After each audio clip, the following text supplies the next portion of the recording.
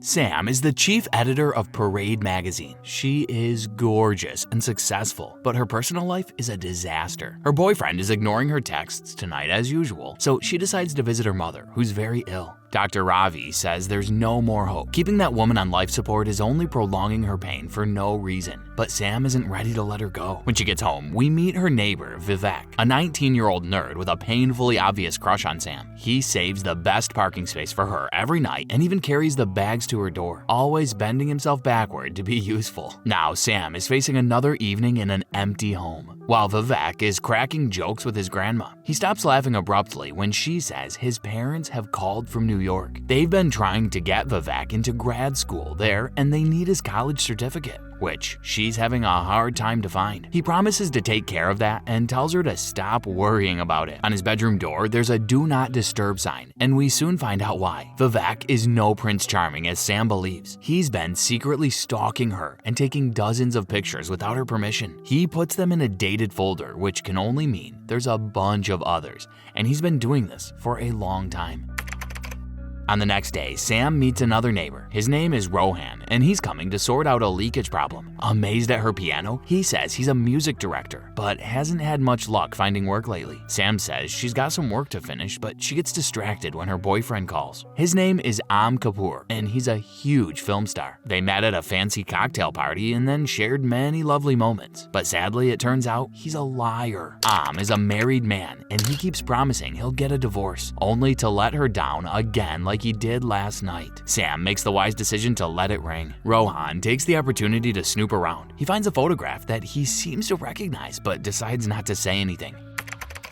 Later that day, Sam gives Vivek a ride on her way to work, and they stop to get some coffee. The cafe owner comes after Vivek to thank him for fixing the Wi-Fi. He says coffee's on the house from now on and even gives his money back for this order. Sam smiles and says she's impressed at how much he helps everyone. Then he starts going on about the scientific concept of symbiosis, where organisms help each other survive. How romantic, Vivek. This is why you're single. She drops him off at a shop where she'd left her old phone in repair. Vivek is shocked to see the phone is even worse now, and he accuses the shop owner of being dishonest to the clients. The man tells him to shut up and leave. He calls Sam to let her know, but she's too busy to talk. The magazine CEO called a surprise meeting to announce her retirement. She introduces her daughter, Nandini, as the successor, and it looks like the team should expect drastic changes. Unhappy with the numbers from last quarter, Nandini wants to shift the content from fashion to spicy stuff. Sam steps in to say that Parade's content identity is the only thing that kept it from succumbing like many others did in the digital era. Her new boss disagrees completely. When Sam gets back to her office, Am's assistant is waiting for her. He says Am is shooting a scene nearby and he wants to see her. She resists at first, but ends up letting the recent setbacks drag her back into the bad habit. The assistant drives her to the film set, while Vivek is photographing her every step without her knowledge. Sam begins an argument with her lover, asking about that divorce he keeps postponing. He feeds her the same old excuses about avoiding scandals before a big film release. Then he swears the marriage is just for show, while what they have here is real. And she falls for that one more time. At night, Vivek's parents are grinding him over the college certificate. On a Zoom call, they say they've been working very hard for his education, and all he has to do is to provide a simple document. But Vivek has something else on his mind. Ditching his parents without any excuse, he goes to the window to check whose car just arrived. Sam is coming home later than usual, and the one to blame for that is right there too. Fueled by jealousy, the boy is determined to do something about it. From his computer, of course, and it has nothing to do with Kapoor. He's actually framing the mobile store guy. He gets the man arrested, and then he sits right at the door to watch him yell at the officers who are not exactly apologizing for the mistake. Once the police are gone, Vivek demands a brand new phone. Otherwise, he'll do it again, and this time it'll be permanent. Then we see who the gift is for. It's Sam's birthday today. Kapoor is not there with her, but he probably didn't have to hack anyone into jail for the amazing bracelet he sent. Just saying.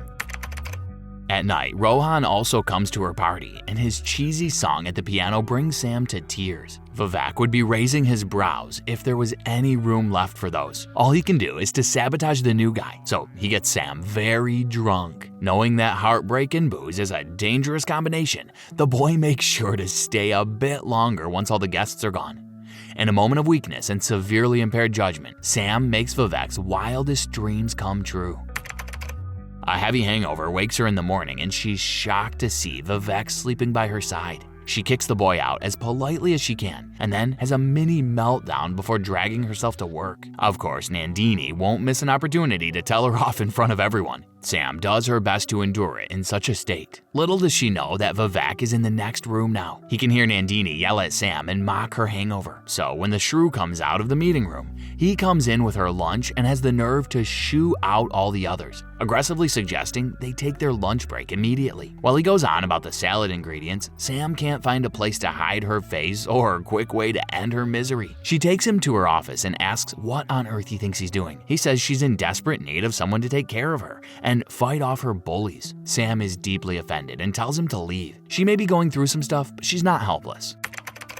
At night, Vivek watches from the window as she goes through the hassle of finding a parking space without his help. But that may not be enough to show her, so off he goes into his room, all clickety-clackety again. The result of that comes fast, as Parade magazine is all over the news for a terrible reason. Nandini says sensitive information was leaked to the press, and it's harming their reputation, which scared the investors away. Seeing Vivek's name on her phone, Sam braces herself for another annoying interaction with the brat. But it turns out to be much worse. He mentions the company's stocks nosedive as a little lesson to teach Nandini not to yell at his girlfriend anymore. Trying to ignore the word girlfriend, Sam agrees to meet him for coffee. Ignoring her evident anger, he just says that someone must step up against her bullies. She tells him to back off. What happened the other night was a mistake that finally wipes out the horrid smile from that face. Then he apologizes for his actions and takes the rejection like an adult. Just kidding. He climbs up a pipe to break into her apartment and then bugs the whole place. Then he also buys an abandoned gas station and turns it into a hacker cave. Now he can watch her every move and even talks to the screen like a proper grown-up psycho. At the office, no one believes Sam when she denies the accusations from the IT experts who are blaming her for the leak. Nandini fires her and says she won't take her to court only to avoid more scandal. Sam's walk of shame out of the building is followed by all the employees' judgmental stare. She's visiting her mom at the hospital when her phone bursts into life. Vivek's voice is telling her to reconsider. He can still undo it all, or he can make it so much worse. The message keeps playing on repeat, and it's super loud, but she can't make it stop. So she gets into a storage room. Dr. Ravi comes right in time to see her smashing her phone and totally losing it. At the apartment building, an uninterrupted horn is coming from the parking lot. Rohan finds Sam collapsed at the wheel, whispering to herself that it's all over. He takes her upstairs so she can have some sleep.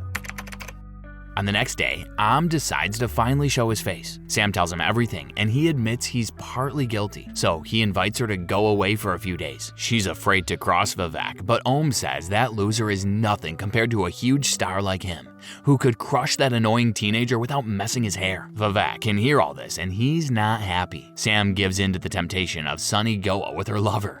They have champagne at the pool and play their silly love games. But when they get back, the airport is swarmed by dozens of reporters tipped off by Vivek. Om's assistant comes to rescue him and they leave Sam behind. Not too long after that, he's on TV with the missus, swearing it's all just a rumor and he's never ever getting divorced. People at the hospital recognize Sam and start to whisper. She hurries to take shelter in her mom's room, but guess who's already there? Vivek gives her a last chance to recognize him as a tech god and run into his arms. As she does no such thing, he says he can still hack into the hospital system and just unplug mom. Something else to consider is that he's just uploaded tons of images of her private moments with Om, so no one else will date her now anyway.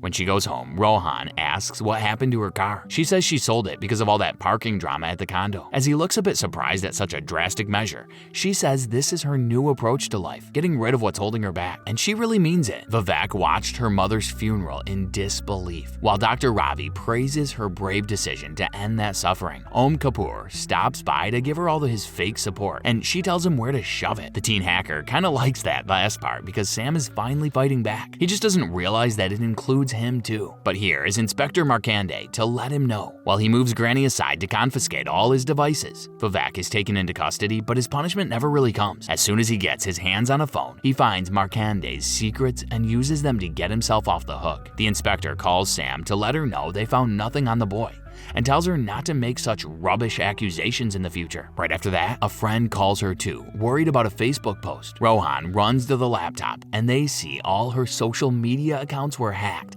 and they can't even delete that post, which is begging for her friends to help out with money. Vivek is eating Granny's comfort food and telling her it was all a big misunderstanding, but she's not so dumb. Maybe he should go study in the US like his dad wants. That's when the bell rings and a furious Rohan comes in to let him have it. Security quickly intervenes before Vivek is harmed, but now Grandma is sure something is very wrong. At Rohan's, Sam is taking care of him when she finds the same photo he has at home. It turns out they used to go to school together. He didn't say anything because he felt like a loser next to her. Sam says, "Look at me, do I look successful?" And yes, she totally does. But we get the point, and so does Rohan. He promises he'll be there for her, even if he's not much. Sam decides to crash at his place for a while to avoid the cameras and mics. Hacker Boy didn't see that coming. They contact a cybersecurity specialist, but his work is interrupted by Vivek's face laughing at them. He tells the specialist to leave at once or he'll withdraw money from his account every 10 minutes. The man closes the laptop and Vivek pops up on the TV. Completely terrified, Sam panics and runs away. She's gone full paranoid, running from each electronic device she sees and invading restaurants in terror, all the while repeating that there's no place to hide. At a dark parking lot, another voice says she's right. Vivek is there in person to say there's no place to hide. He once wanted to marry her, but now she's so damaged he can't offer that anymore. So he'll be the new Om and just use her when he feels like it. That is the new offer and the only way to stop the hacking. Discussing the situation with Rohan, Sam says she's been using a defensive approach so far, but now it's time to attack. Vivek is a psychopath and must have secrets of his own. It takes them a while, but they finally find something odd in a photograph of his maid. She's wearing a crazy expensive bag for a maid's wages. Dr. Ravi lends them a hand, taking their phones to a different direction so they can find the woman while Vivek is tracking the wrong car. They follow her to the mall and into a fancy store. When she comes out of the fitting room, she is completely transformed. Her name is Ria, and she's the owner of that store. She tells them a very familiar story. Vivek was a sweet boy who helped her all the time until he decided to offer other kinds of help, and she rejected him. He found some of her secrets and has been using that to control her ever since. She poses as the maid to avoid his granny's suspicion, but her visits are of a very different nature. In tears, Ria also says there have been others before Sam and herself. A girl named Sheetal took her own life after he leaked her private pictures, and that was why he dropped out of college. At Ralph's Cafe, they remove their SIM cards so Vivek can't hear them, forgetting that he can access other people's phones too. They plan to set up a trap for him in a hotel room and then blackmail him with everything they've just learned. So she calls him, pretending to accept the deal. Before Vivek leaves, Granny has some tough questions for him. Looking for those certificates he never seems to find, she learned the truth about him dropping out. Sam and Rohan set up CSI-like surveillance equipment in the hotel room. Rohan is watching from a van outside, and that's exactly where Vivek goes first. Then he tells Sam that he knew about their plan all along. He's just poisoned Rohan, and now she has 4 hours to save him. The fastest way is to get the antidote as a reward for being a good girl. So she goes to the gas station with him. Granny is also there, but that's no relief since she's no longer breathing. Sam says he'll never get away with this because of the hotel cameras. He makes her watch him hack into that, altering the images and the timestamp. Now he was never even there. The footage shows Sam coming in early in the evening and leaving in the morning all by herself. That's when she makes her move. We learn that the conversation at Ralph's was all part of her plan, and she knew he was listening. She wanted him to believe he was in control until he made a mistake, because her actual plan was to end this in a more permanent way. The problem was that, after so many complaints, she would be the most obvious suspect. She needed the kind of alibi that only a skilled hacker could provide. Now that he's done that, he can go be with Granny. But wait, what about Rohan? I guess the poison thing wasn't part of the plan, but she does get back in time to save him. At the police station, everyone knows she's guilty, but no one can touch that rock-solid alibi. She was at the hotel room all night, and the cameras prove it. The detectives almost admire her for having achieved a perfect crime. And this is the end. This was a recap of the 2020 movie Hacked by C Studios, starring Hina Khan and Rohan Shah. What do you think of Sam's revenge? Would you have done the same? Let us know in the comments below with #CinemaRecap. Until next time.